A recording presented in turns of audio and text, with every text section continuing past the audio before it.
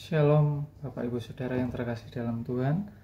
Selamat berjumpa kembali dalam mimbar gemar GSJ Peniel Surabaya dan GSJ Anugerah Kemendong pada tanggal 12 Desember 2023. Saudara yang terkasih dalam Tuhan, mari kita akan belajar dalam kitab Yohanes pasal yang kelima, ayat yang ke-1 sampai yang ke-24. Nah, saudara, di sini perikop yang pertama kita akan belajar mengenai penyembuhan pada hari Sabat di kolam Bethesda. Nah, di sini menceritakan bahwa di Yerusalem, di pintu gerbang dekat domba itu ada sebuah kolam, saudara, yang namanya kolam Bethesda, dan diyakini oleh orang-orang Yahudi di situ bahwa kolam ini ketika airnya mulai bergerak, diyakini ada malaikat sedang berada di situ, dan diyakini bahwa orang-orang yang mempunyai sakit ketika dia masuk ke dalam kolam itu dia akan menjadi sembuh. Mari kita baca dulu di dalam ayat yang kelima.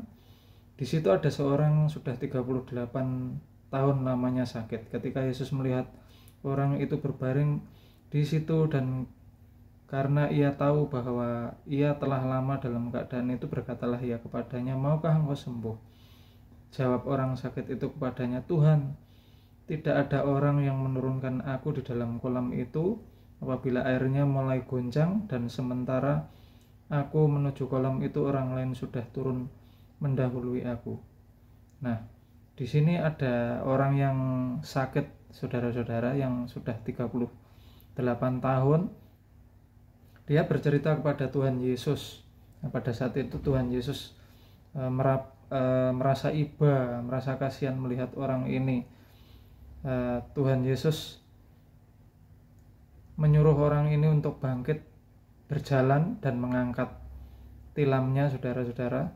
Namun ketika Tuhan Yesus menyuruh orang ini untuk berdiri, jadi dia bercerita terlebih dahulu pada Tuhan bahwa dia tidak bisa berjalan, saudara.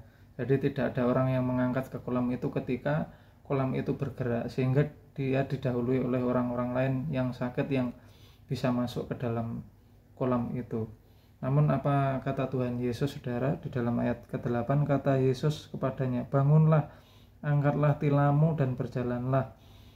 Dan pada saat itu juga sembuhlah orang itu, lalu ia mengangkat tilamnya dan berjalan.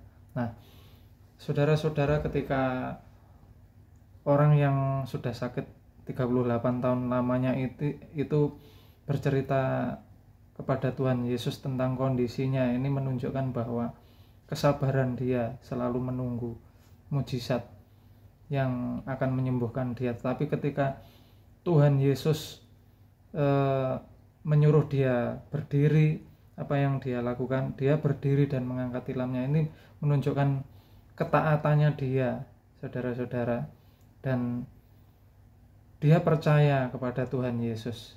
Jadi kita belajar di ayat ini, saudara-saudara, bahwa kita belajar dari orang yang sakit ini. Dia menunjukkan kesabaran dan ketenangan, saudara-saudara, sabar, dan dia juga percaya dengan Tuhan Yesus. Ketika dia disuruh berdiri untuk mengangkat tilam, dia menurut Tuhan Yesus, dia taat, saudara-saudara. Jadi dari firman Tuhan kali ini kita belajar bahwa kesabaran, ketaatan, dan percaya kepada Tuhan, saudara-saudara. Nah, ini salah satu hal contoh yang boleh kita tiru terhadap orang yang di dalam kolam Bethesda itu yang sudah 38 tahun lamanya sakit, tapi ketika dia melakukan kesabaran, kemudian dia taat, kemudian dia percaya sama Tuhan, dia akhirnya bisa berjalan. Tapi tidak cukup hanya itu saja, Bapak Ibu. Di situ banyak orang Yahudi, dan pada saat itu Tuhan melakukan mujizat kepada orang itu pada hari Sabat. Nah, jadi hari Sabat diyakini orang Yahudi sebagai hari istirahat total, berhenti aktivitas segalanya ya Bapak Ibu. Nah, namun ketika orang sakit ini disembuhkan, Tuhan Yesus sudah menghilang. Artinya Tuhan Yesus sudah berada di kerumunan orang-orang, berjalan di kerumunan banyak orang. Namun orang yang disembuhkan Tuhan Yesus ini diprotes oleh orang-orang Yahudi yang tahu bahwa dia tidak boleh melakukan aktivitas pada saat hari Sabat. Namun orang yang sakit ini tetap berbicara bahwa dan menunjukkan bahwa Tuhan Yesuslah yang menyembuhkan dia pada saat dia bertemu di bait Allah, bait suci. Pada waktu itu dia menunjukkan bahwa Tuhan Yesuslah yang menyembuhkan dia. Namun tidak sampai itu saja, Tuhan Yesus banyak tantangan, bahwa dia banyak ditentang oleh orang Yahudi, bahkan mau dibunuh, saudara-saudara. Nah, kita belajar terhadap orang yang sakit ini, dia setia sama Tuhan, dia tetap percaya sama Tuhan. Dan saudara, kita belajar pada perikop yang kedua ayat yang 19 sampai yang ke-24, kesaksian Yesus tentang dirinya. Nah, mari kita akan baca terlebih dahulu di dalam ayat yang ke-24. Aku berkata kepadamu, sesungguhnya barang siapa mendengar perkataanku dan percaya kepada Dia yang mengutus aku, yang mempunyai hidup yang kekal dan tidak turut dihukum, sebab ia sudah pindah dari dalam maut dalam hidup. Nah, saudara, kita belajar dari orang yang sakit tadi.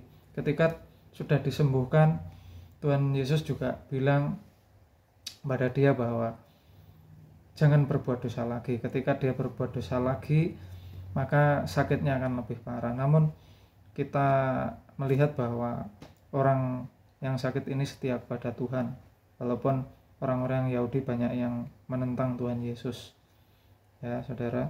Dan di dalam kesaksian Tuhan Yesus tentang dirinya ini, dia bilang bahwa sesungguhnya barang siapa mendengar perkataanku dan percaya, maka dia dan percaya kepada Dia yang mengutus aku, ia mempunyai hidup yang kekal dan tidak turut dihukum, sebab ia sudah pindah dari dalam maut ke dalam hidup. Nah, artinya apa, saudara? Ketika kita percaya dan setia kepada Tuhan Yesus, bukan hanya sekarang tapi selamanya, maka kita akan turut hidup di dalam kerajaan surga. Kita akan hidup kekal, saudara. Tapi kebalikannya, kita hanya percaya sesaat, tidak percaya selamanya kepada Tuhan, ya kita tidak akan hidup di dalam kekekalan bersama Tuhan. Nah, saudara, lewat firman Tuhan kali ini kita belajar tentang satu, yaitu kesabaran, kedua tentang ketaatan, dan yang ketiga adalah percaya kepada Tuhan Yesus. Mari saudara-saudara, lewat firman Tuhan ini kita boleh belajar untuk mengaplikasikannya dalam kehidupan kita, dan kita akan minta bimbingan Tuhan Yesus supaya kita mampu berjalan bersama Tuhan seperti firman Tuhan yang katakan pada saat hari ini. Mari kita akan berdoa bersama-sama. Tuhan Yesus, terima kasih buat firman-Mu yang mengajar kami tentang Tuhan, kesabaran, ketaatan, dan percaya kepada Engkau. Biarlah kami dapat melakukan hal itu dalam kehidupan kami sehari-hari, seperti orang yang 38 tahun sakit, namun karena ketaatan, kesabaran, dan percaya kepada Tuhan Yesus, mereka boleh mendapatkan mukjizat dari Tuhan Yesus. Terima kasih Tuhan. Biarlah Tuhan menyertai hidup kami dimanapun kami berada, dalam pekerjaan kami, keluarga kami, dan semuanya Tuhan akan memberkati kami.